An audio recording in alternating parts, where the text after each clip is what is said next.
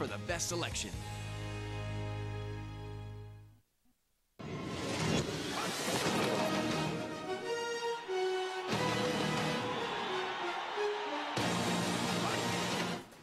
That music, it's TV money dispute.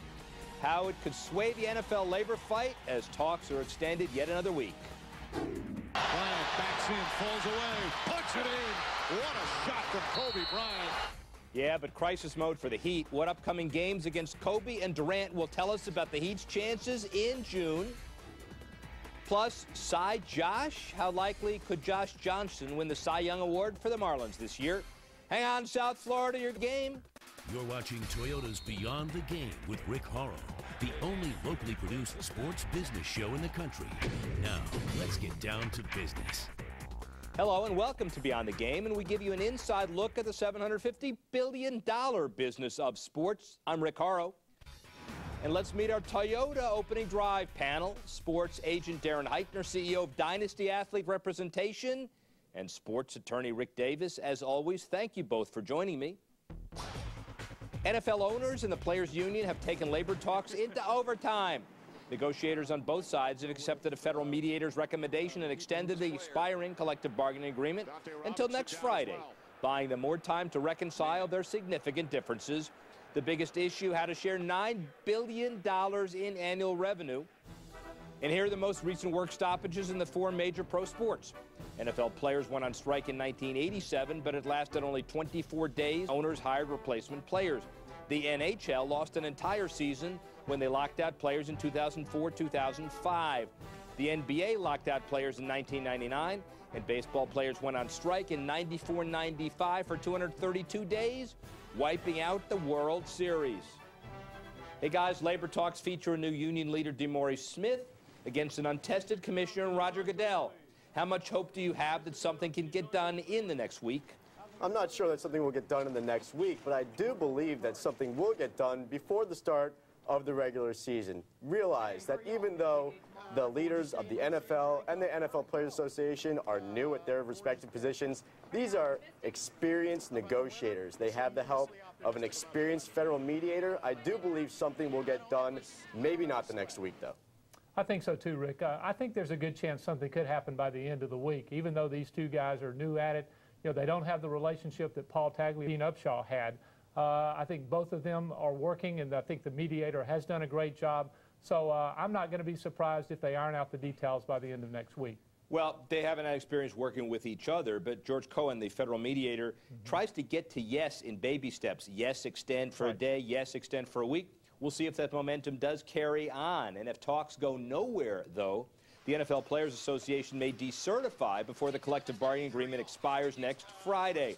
Minus a formal union, the players can seek an injunction preventing the owners from locking them out. Good or bad idea, guys? I think if they don't get something done by the end of the week, I think you will see the players decertify. Because once they do that, then the individual players can bring lawsuits, and that's the direction that the Players Association has taken in the past.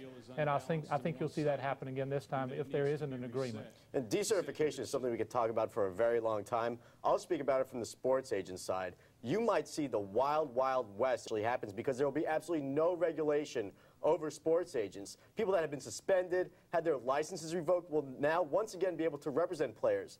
No cap on the amount of fees they can take. You will see the wild, wild west. It could end up hurting the players. Well, that's an interesting perspective, but from the decision about going to court, both sides want to actually control their own deal. Right. At this point, though, if you go to court, it's going to be the timetable of a judge. That may force a settlement sooner than later. The union, though, won a court decision, speaking of court, on Tuesday.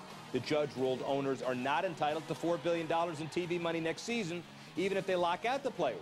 Instead, the money would likely be placed in escrow. And how much, guys, could this sway the labor fight? I think it might sway it slightly. It will add some leverage for the NFL Players Association. Because the NFL has been saying that the NFLPA has been acting in bad faith. Well, if the NFL has not been looking out for the best interest of the players, but put this quote-unquote insurance provision in place in case of a lockout, well, they really haven't been acting in good faith on their own end. So I think it might actually aid negotiations, if anything at all. I think so too, Rick, and also I think it's kind of a shot across the bow to the NFL from Judge Doty.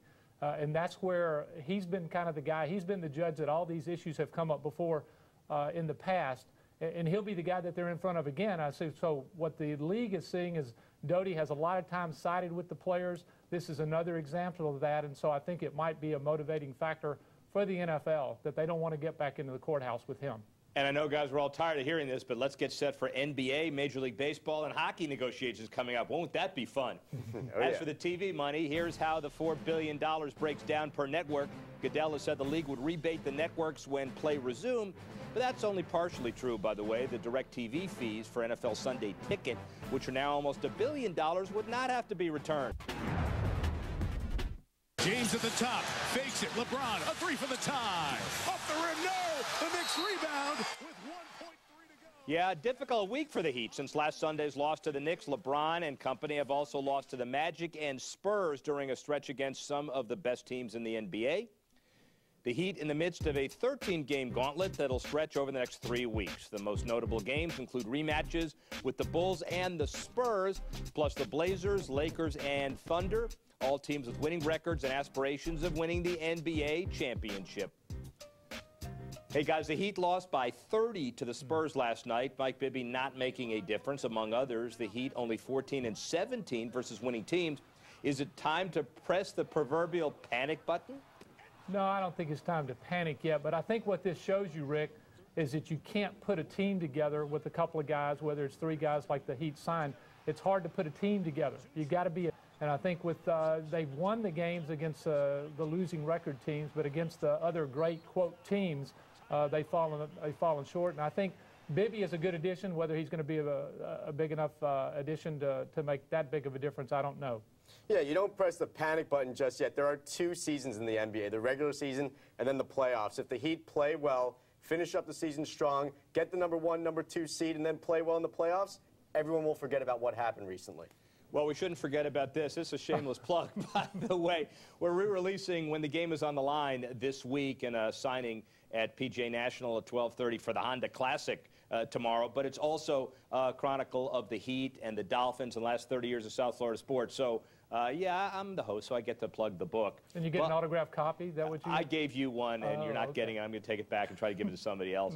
Kobe and the Lakers, by the way, are here next Thursday. The Heat smoked L.A. on Christmas Day. It's one of the few wins over a top team this year. How much does that concern you guys? Again, I don't really care so much about who we lose to. The bottom line matters. The number of wins in the win column, the number of losses in the loss column. One thing that does concern me, though, is going into the playoffs, momentum. The Lakers have won their past 6 games. The Heat have lost their past 3. We're not at the playoffs just yet, but a lot has to be said about how a team is performing going into that first playoff game. I think it is. I think, and again, I'm going to look at Bibby and his addition. He brings a lot of experience to the point guard position. I think that's been a factor and somebody that they've really missed. I think Bibby hopefully can get the offense playing together, and he's got the experience, and maybe he can be a leader on the team to get everybody playing on the same court. Well, they're going to need a leader for the next few weeks, as we said. Kevin Durant and Oklahoma City are here on the 16th. Where is Durant in the discussion with the likes of Kobe, LeBron, Wade, and guys? Rick, he's only been in the league 4 years. He's a great player. He led the league last year in scoring, made first-team All-NBA. But again, he's only been around for 4 years. So I think to put him in that same category with those guys, I think that's premature. But, you know, if he keeps playing at the level that he's been playing at the last 4 years, he'll be in there. I completely agree. Right now, I look at Durant as sort of like the 5th wheel at the dinner table. He might actually be the best person at the kids' table. But if he shows consistency year after year, he'll have that spot at the dinner table with Carmelo, Wade, Anthony, LeBron. He's doing very well. He just needs to show regularity in putting those results every game. And by the way, if you want to know about the history of how the Oklahoma City Thunder came to be, a re-release of When the Game is on the Line. It actually is in here. I won't do this anymore. Shameless. Maybe 5 or 6 times before the end of the show. Here's the race to the best record in the Eastern Conference. The Heat currently the 3rd seed. The regular season ends for Miami on April 13th. The top seed plays 8, 7 versus 2, and so on and so on. Baseball business news. Former Mets manager Bobby Valentine has reportedly talked to serious financial backers about the possibility of buying a portion of the franchise. The Wilpon family looking to sell 25% of the team after being sued for up to $1 billion by trustees representing victims of the Bernie Madoff Ponzi scheme. It's been reported the Mets need to take a $25 million loan from baseball in November to make ends meet. Meantime, former Yankees manager Joe Torre appointed as the new executive vice president for baseball operations for Major League Baseball. In his new capacity, Torre will oversee areas that include on-field operations, discipline, and umpiring. Torre will serve as a primary liaison to the general managers and field managers of the 30 Major League clubs regarding all on-field matters. Alex Rodriguez hitting a home run with the tax man. A sweetheart tax loophole will enable the anchor to live in his new $6 million luxury West Side penthouse and pay virtually no real estate taxes. It's part of the city's 421A tax abatement program. Rodriguez is one of some 45,000 New Yorkers who scored the tax break. This one above the fray. He can also hit a curveball. City officials claim the tax breaks on Rodriguez's building helped build over 575 units of affordable housing in the Bronx. Hey, coming up on Beyond the Game, Marlins analyst and Fox Sports analyst Tommy Hutton talks fish and life after Dan Uggla. Plus, is Derek Jeter being overpaid? One reason why he is not. And later in the Pulse of the Fan, give a hoot about the FAU Owls. They could go dancing in the NCAA tournament. You're watching Toyota's Beyond the Game on CBS 12. We're back in 1 minute. It's comparable to the Camry. Why do so many cars compare themselves to Camry? Maybe it's because Camry is the #1 selling car in America. Or because Camry was named an excellent value by IntelliChoice.com. Now get 0% APR financing for 60 months on a new 2011 Toyota Camry plus $500 bonus cash and make no payments for 3 months. Plus, get Toyota Care. We're #1 for a reason. Come see for yourself. Hurry in for the best selection. Hi, this is Ira Greenbaum, General Manager, Royal Palm Toyota. Let us show you why at Royal Palm Toyota it's the coolest way to buy or service your Toyota. Come on and see us. It's comparable to the Camry. Why do so many car companies compare themselves to Camry? Maybe it's because Camry is the #1 selling car in America. Or because Camry was named an excellent value by IntelliChoice.com. Now lease a new 2011 Toyota Camry LE for $179 a month plus $500 bonus cash. Plus, get Toyota Care with complimentary maintenance and roadside assistance. #1 for a reason. Come see for yourself. Hurry in for the best selection.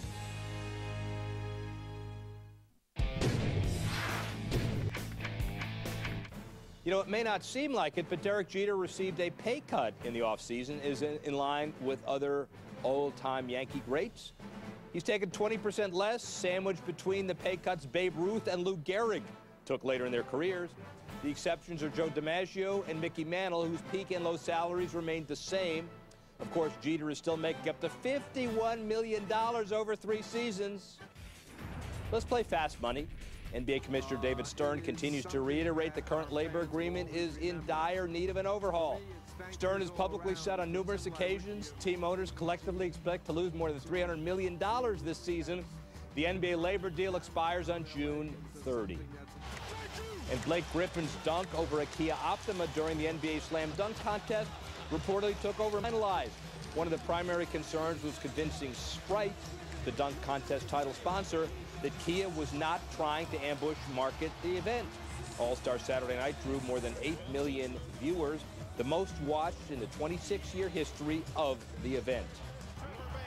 And NASCAR decides to push back by 1 week the 2012 Daytona 500 to avoid a potential schedule conflict with the Super Bowl. NASCAR officials were concerned the Super Bowl could be played on the same day as the race in the event a lockout delays the start of the football season.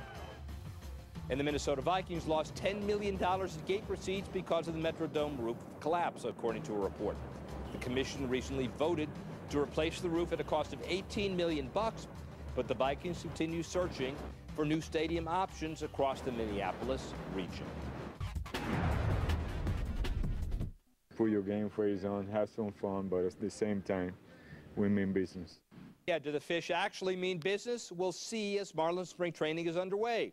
Florida is looking to answer a lot of questions as they enter 2011. Here's a projected Marlins 2011 lineup. Of note, Mike Stanton batting 4th, He had an instant impact in the final two-thirds of the season after his promotion to the Fish. Catcher John Beck batting 7th. He turned a career season into a 3-year deal. Nice power from a backstop, which is exactly what the Marlins needed.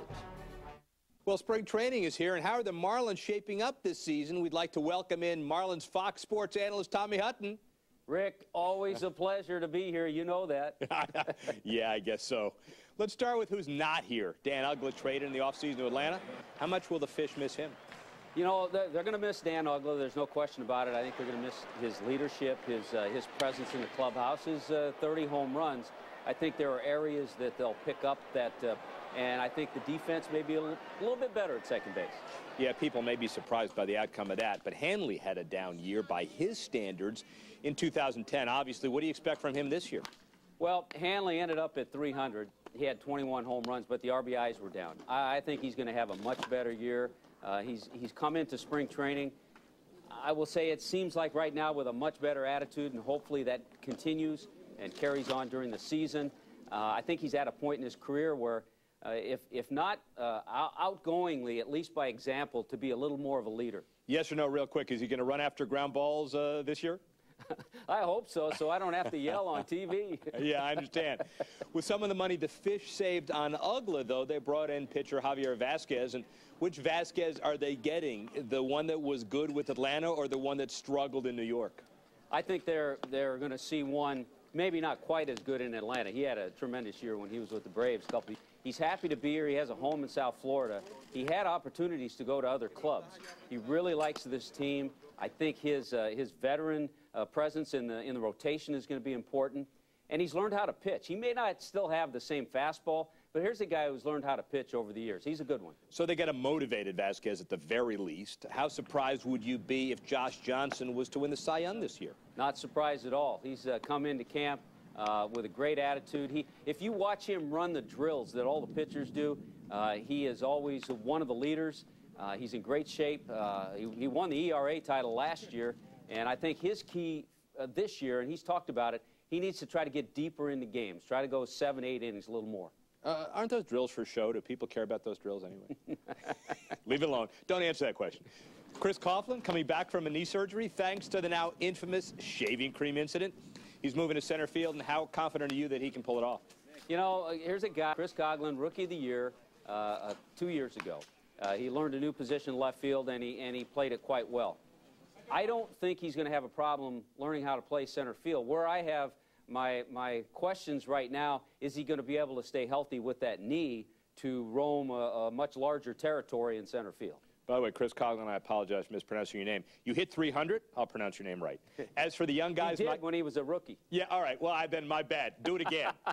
As for the young guys, Mike Stanton gave us a preview of what he's capable of last season. What are your expectations for that guy this year, Tommy? Right now, you can put 30 home runs plus. He's going to have more than 30. This guy is a tremendous worker. The Marlins are blessed with some young guys who really approach the game the right way.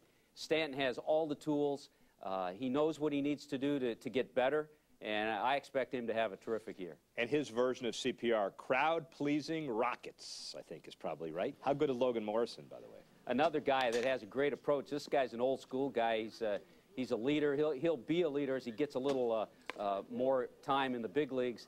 I think he's going to show a little more power. He hits the ball to all fields. He's a patient hitter. And he's learning to play left field. He's really a first baseman by trade. Yeah, another issue, though. The Marlins trying to go from a power-hitting, error-making team to one that plays small ball and good defense. Is that going to happen this year? I think it is. Perry Hill, the guru of infield instructors, is back as a coach with the Marlins. Over the last 5 years, the Marlins have made almost the most errors in the major leagues. Only the Washington Nationals have made more errors over the last 5 years. I think the defense is going to be better. When the defense is better, you don't have to score as many runs, so maybe some of those home runs that you missed aren't going to be that important. Yeah, let's see if that really works. Tight defense team, good for baseball, good down here, especially. Manager Edwin Rice, though, one-year contract. How much of a distraction do you expect that to be, especially with guys like Bobby Valentine, Ozzie Guillen, rumored for the job for next year? I think those are old rumors. I think Edwin's going to approach it the right way. He's happy to have gotten the opportunity to take over for the first time. This is his first spring training. He's running it the way he wants to run it, and I don't think it's going to be a distraction at all. So Rodriguez says that the team will be the last fish standing. He didn't say it that way, but come October. That'll happen in your mind if blank.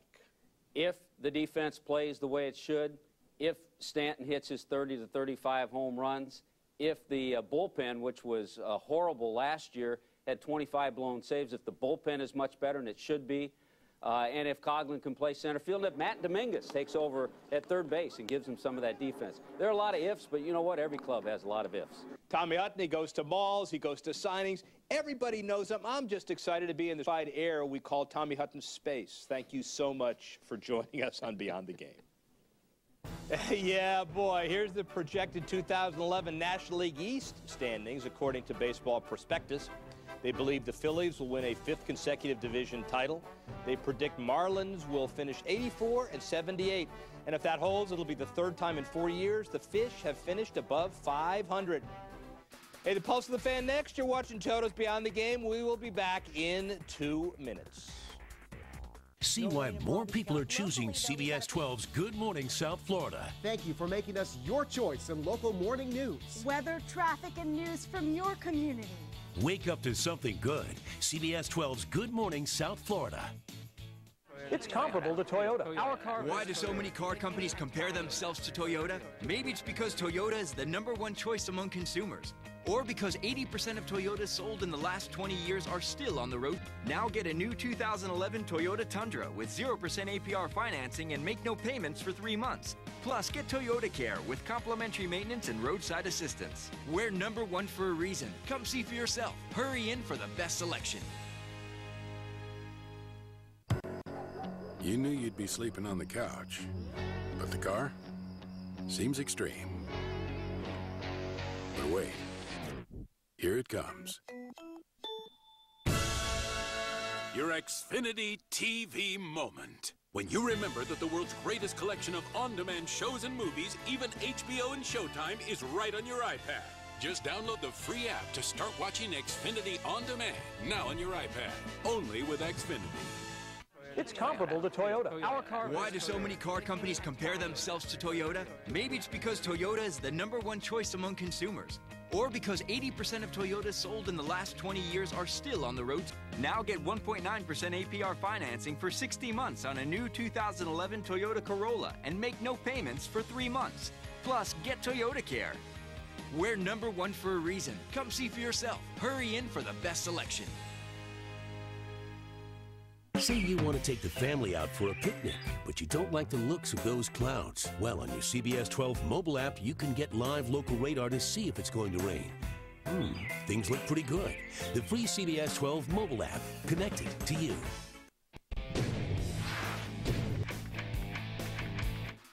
We want the pulse of the fan, and we'd like to welcome in 15-year-old Joey Brander, a member of the United States Basketball Writers Association. Hey, Joey, tonight at 8 p.m., on CBS 12, right here, Duke plays North Carolina.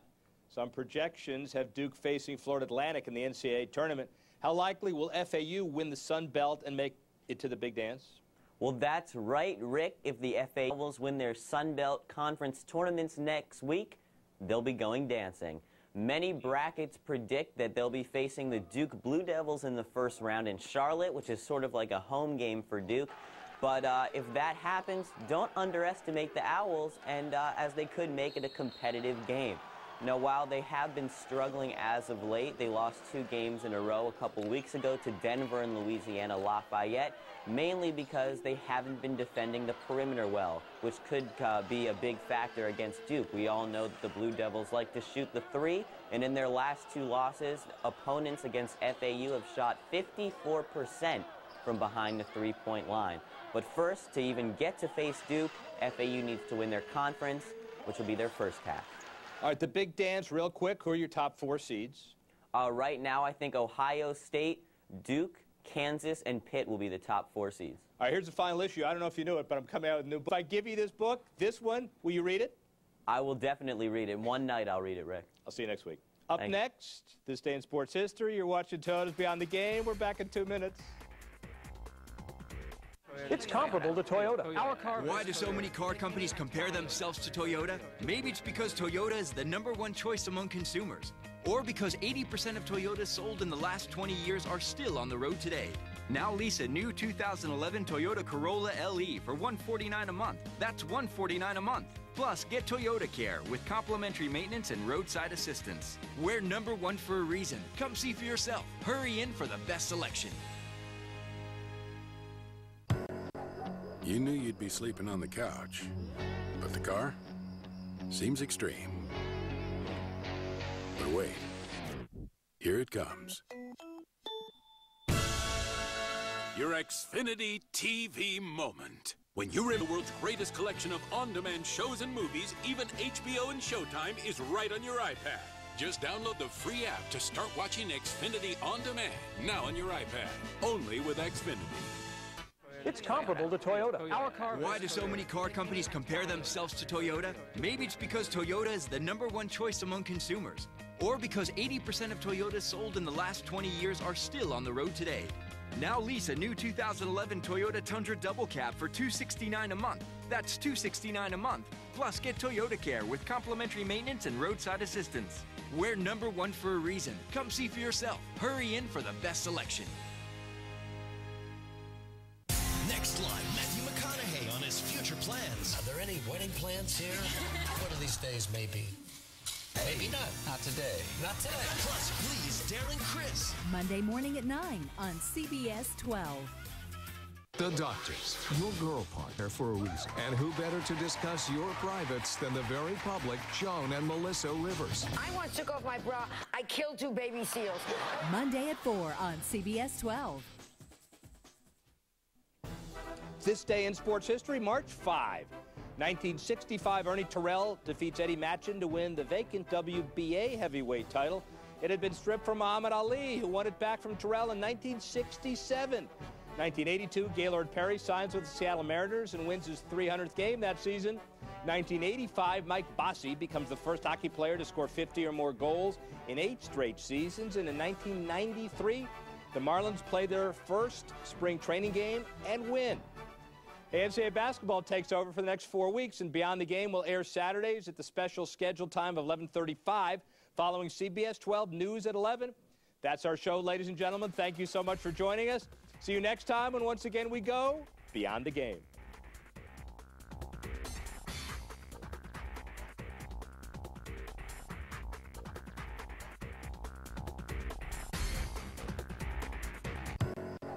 You knew you'd be sleeping on the couch, but the car seems extreme.